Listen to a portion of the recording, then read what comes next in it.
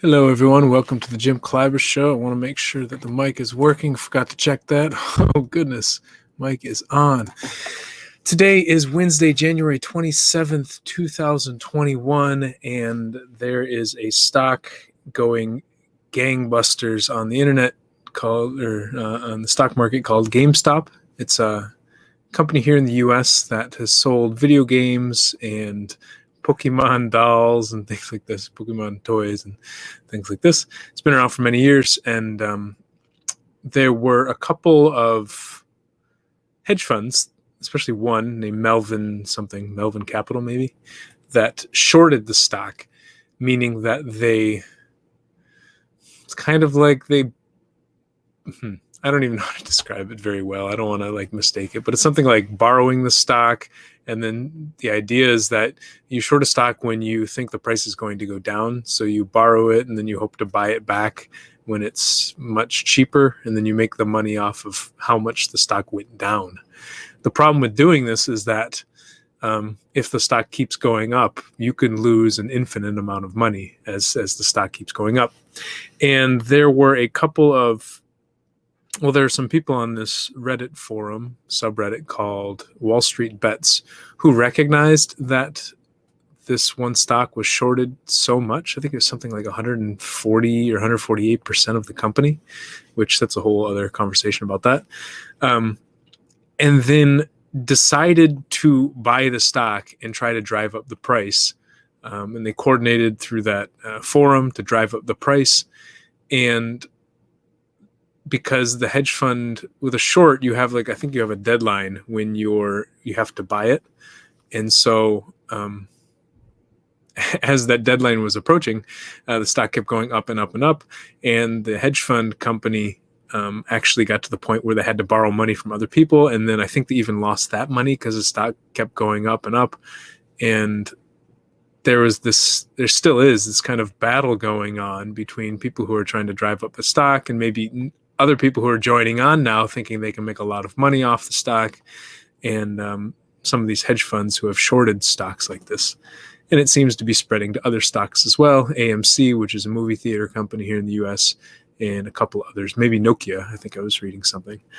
And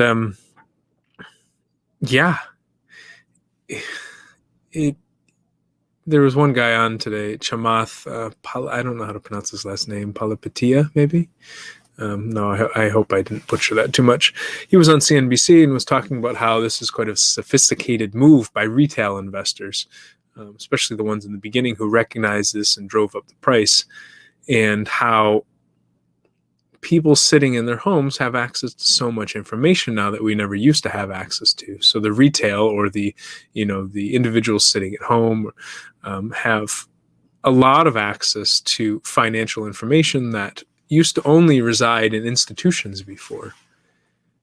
And so he was talking about hedge funds and how hedge funds, unlike most other players in the market, most other companies in the market, don't have to disclose a lot of their moves, a lot of their shorts, their buys and stuff like this. And was, I think, calling for more transparency. Anyways, that's a super long-winded way to get at this point that I want to talk about, which is this idea of, it's kind of information asymmetry, but more so it's like transparency asymmetry, if that makes sense. It reminds me of a conversation I had with my buddy James D'Angelo, who does a lot of work looking at transparency in Congress, and more so how transparency can be weaponized against people in Congress and used as an intimidation tactic against the people to make them vote in certain ways. Not through bribery so much, but brewbery, as he calls it, where it's the idea of not giving money directly to someone. It's the threat of giving money to their opponent, or the threat of giving money to somebody else. But anyways, a lot of people who are lobbying Congress will sit in Congress and try to observe their every move, their every decision, and therefore can use that information to intimidate them anyway. So it is information asymmetry. But the idea of transformation asymmetry maybe is that we want one group to be open and transparent, whereas we aren't.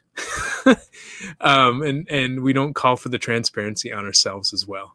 I think this happens a lot in personal relationships as well, where we'll be, we want the other person to open up and tell us what's going on, but we don't want to open up and tell them.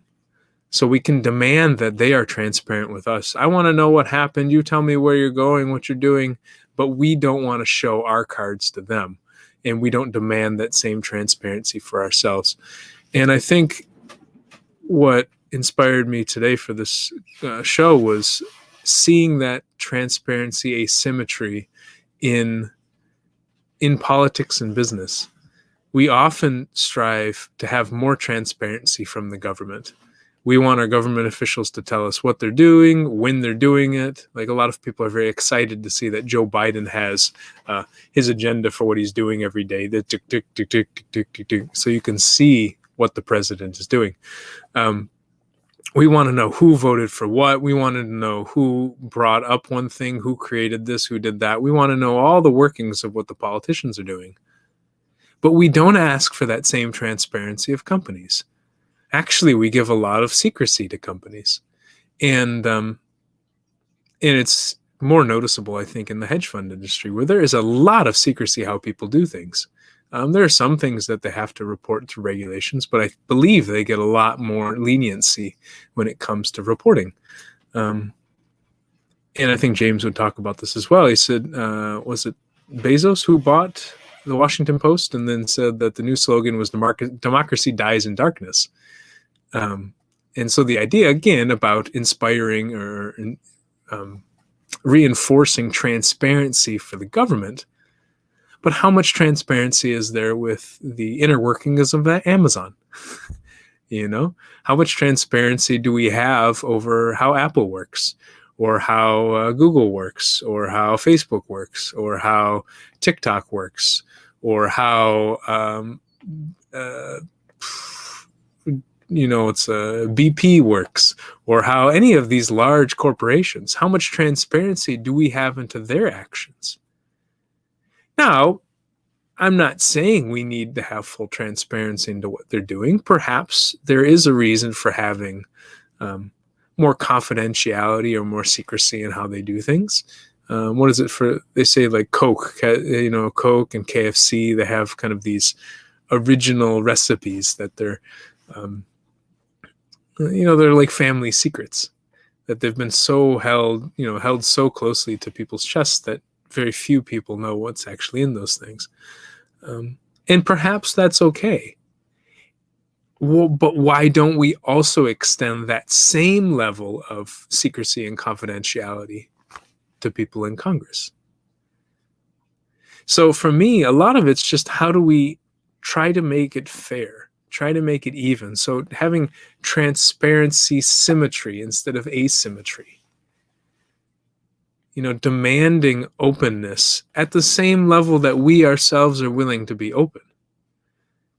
Like I said, it comes back to relationships a lot, where we want the other person to tell us what they're thinking, what they want, where they're going, but we are not going to open up and say that ourselves. And so we're demanding that they have a much deeper openness than we are willing to give. And maybe this conversation was also sparked by just texting back and forth with James today about the impeachment trial in the U.S. and how it's a public vote. It's an open vote, and how it could be a secret confidential vote, and how if it were a secret confidential vote, it would probably turn out very differently than as a public vote. And what would be the process for having that confidentiality?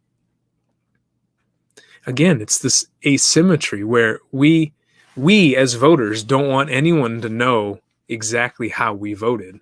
It's a confidential process. But then we want the people that we voted for to tell us everything that they voted for. Wait a second. Why don't we level the playing field? Either we have to vote openly as they do, or we both get to vote confidentially. I am much in favor of having to level the playing field and have us both vote confidentially. I like that idea. But even when it comes to the stock market, if corporations have to publish what they are betting, because in many ways the stock market is just a series of bets. the irony is that the subreddit is called Wall Street Bets.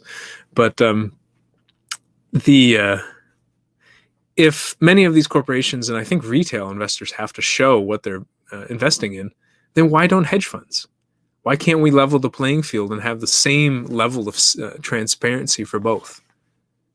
Again, the same level of transparency doesn't mean that we both have to have very, very, very, very open books. It doesn't mean full transparency for both people. It means the same level. So we could also pull back and have more confidentiality. It's just the same level of information sharing and expectation on each other. I guess part of me, maybe this is natural, that a lot of times they talked about it in game theory, this idea of information asymmetry. The one who knows more about the other person has an advantage. I've thought about this a lot when it comes to all the way back when stuff was going on with Snowden and breaking out of the CIA spying, or NSA more specifically, doing a lot of tracking of data. And for me, the idea was this: listen, if you're allowed to keep secrets, then I'm allowed to keep secrets. If you don't want to let me keep secrets, then I don't want to let you keep secrets either. It's the same. I just want it to be fair. I want it to be even. And so, and a lot of times when they try to come in and crack encryption, I get very frustrated, because it's like, listen, if the government's allowed to keep secrets, why am I as a private citizen not allowed to keep secrets? I think we should both be able to keep secrets. And when it comes to voting, I think so much people would vote much more with their conscience, and be less intimidated, frankly, less vulnerable to intimidation, if they could vote however they wanted to without the public knowing directly how they voted. Just like I don't want my neighbors knowing how I voted. I don't want them knowing for sure how I voted, because maybe they wanted me to vote for Trump, or they wanted me to vote for Biden. Maybe they wanted me to vote for Trump, and I tell them, yes, I voted for Trump. And they say, well, I don't believe you. It's like, well, I did. The one thing, when it has that confidentiality, we can choose whether we're going to tell them the truth or not. But when it's open, people can see it. Again, the problem being the asymmetry. Letting both sides see or not see can bring some level of, I don't know if it's equality, equity. There's so many words. Equanimity. So many words that start with equine. No, it's not equine. So yeah, I don't fully understand what's going on right now with the stock market and with GameStop going up and all these companies going up. What I think is happening is that there has been an asymmetry in the transparency of the bets, the moves that people are making in the stock market, especially that there's been a lot more secrecy or confidentiality in how hedge funds make their decisions, whereas other institutions have to be much more open. And I think retail has to be quite open. Retail, again, meaning consumers, individuals, stuff like this. And yeah, I think maybe one of the pushes for this was to say, listen, this is something that was supposed to be secret. We found it out. It leaked. We weren't supposed to know that this Melvin company shorted GameStop so much, but we found it out, and we're going to take advantage of it to prove a point that we should have more transparency into what these companies are doing, that they shouldn't be able to hide so much of this stuff, of their activity, and manipulate the market from behind the scenes. And again, for me, it's about leveling it. If they want to have that level of opacity, then we should be able to have that level of opacity. It just, when there is that imbalance in being open, that we expect one side to be much more open than we are willing to be open, it can cause a lot of conflict. I don't know. Today felt like a huge ramble.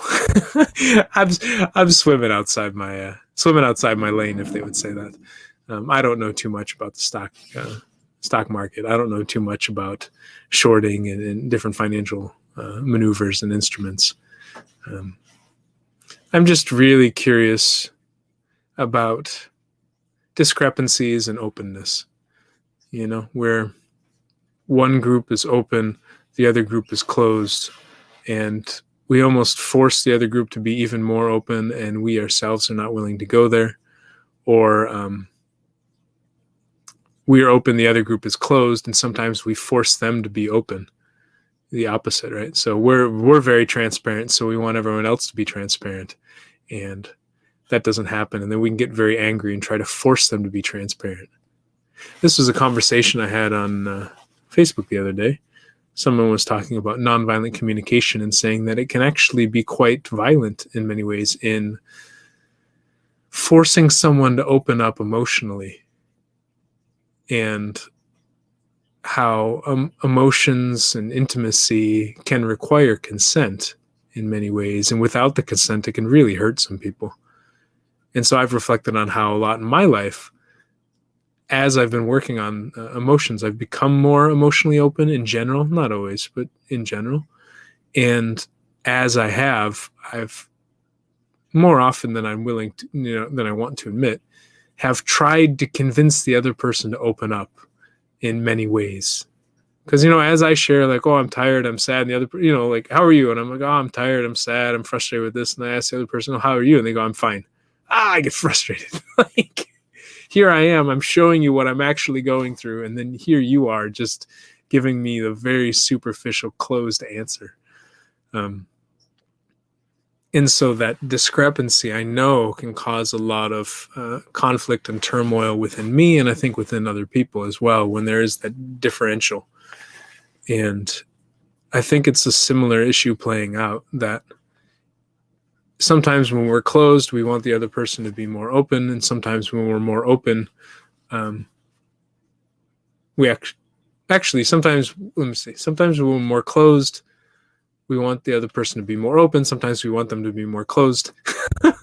Sometimes, there's a lot of variations on it, but I don't know. I'm just spiraling, but who knows what'll happen? Who knows where we'll be tomorrow? But I'm tired. Sometimes I think out of all the 108 episodes I've done, this one felt the most jumbled, the most without a point, without coherent, most incoherent talk that I've given. I hope it lands and doesn't sound as incoherent to you, but it definitely may, and that's okay. Life is not I think so many of us, myself strongly included, try to understand what's happening in life and try to give the appearance that we know what's going on. And really, I have no idea. I have some idea. I don't want to say I have no idea. I have some idea, but in reality, I don't know for sure. And I wonder how life would look like, how life would be if so many of us just recognized and admitted that we don't really know what's going on, but we like to pretend. On that note, I'm going to go have some water and, see if the stock market imploded. All right, take care, y'all.